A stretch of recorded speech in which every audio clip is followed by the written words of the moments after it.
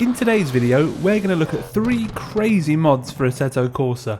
They might not be realistic, but they're a heck of a lot of fun to mess around with and can lead to some very interesting moments. First up, this might look like your standard pickup truck carrying its daily load of watermelons from the farm, but under the hood is, I think, some crazy turbo V8. I mean, just listen to this thing. It's absolutely crazy. We're going to take it around a lap of the Croft circuit, see what kind of lap time we can do. I did do a quick practice lap and yeah, it's pretty mad. It actually has quite a lot of grip, as you can see as we turn through the first corner. But yeah, it has a lot of top speed, especially for something as crazy looking as this. Why the creator chose watermelons, I do not know. Maybe there's some kind of... Whoa, big slide.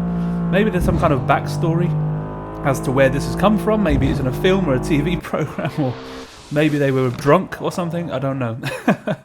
But it is actually quite fun to drive. You can see out of the chicane when I was drifting it, when you put the throttle on it, there's actually quite a lot of control there, to be fair.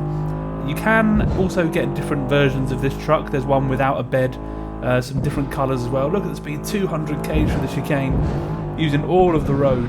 Here I span a couple of times. You can see the tyre marks there on the road going straight on into the wall. It is difficult. If you overdrive it, it's very easy to crash. But it's good fun. Like I said, look at me drifting out of these corners. Rear wheel drive, of course. It's just like an extremely powerful truck, basically. But the suspension is firm. You can see there's not much body roll. There's a little bit. You don't feel the weight very much. The tyres are really grippy. And yeah, it's good fun. This is what I like Assetto Corsa for again. It's just so much fun doing these weird and wonderful, wacky things. Yeah, it's good driving realistically, but it's good just to have a bit of fun and drive stupid things. But across the line we go. It's going to be a 1:30.2, so let's see how the next cars compare to that. This next car is absolutely mad. Look at the flames it's throwing out the back. I can't even tell you how fast this is. It has the V12, probably thousands of horsepower, and wait until you see the grip of this thing. Here we go then, starting a lap across the line. We're doing 400 k's into the first corner. This is like an F1 car on steroids, almost flipping over due to the amount of downforce it has.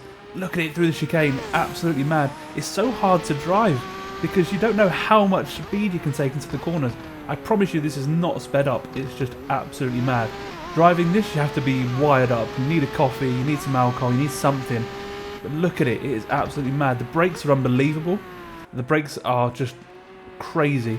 And the downforce on this thing is mad. It's a standard Lamborghini. You can change the power and the tyre settings to make it easier to drive and less fast. But hey, I'm here for speed. What else am I here for? So, yeah, it's not very good around the low speed, as you can see. And on traction, it is a bit bad. But hey ho, coming up to the line, the truck did a 130. This has done a 51.3. Absolutely mad. I would recommend this if you have a bit of a death wish, if you like fast cars, and yeah, it sounds great, don't get me wrong. The interior view is not very good, but look at the outside of it. It looks absolutely mean, and the flames are awesome. This is a bit of good fun, and even though it looks ridiculous, it is also a sleeper because it can do like 600 kilometers an hour. Let's move on to the final car.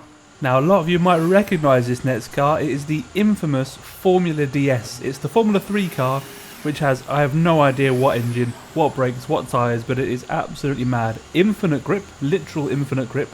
I think somewhere around 700,000 horsepower, and the brakes stop instantly. There is no, you know, modulating the brakes. It stops. As you can see, you press the brake pedal, you stop.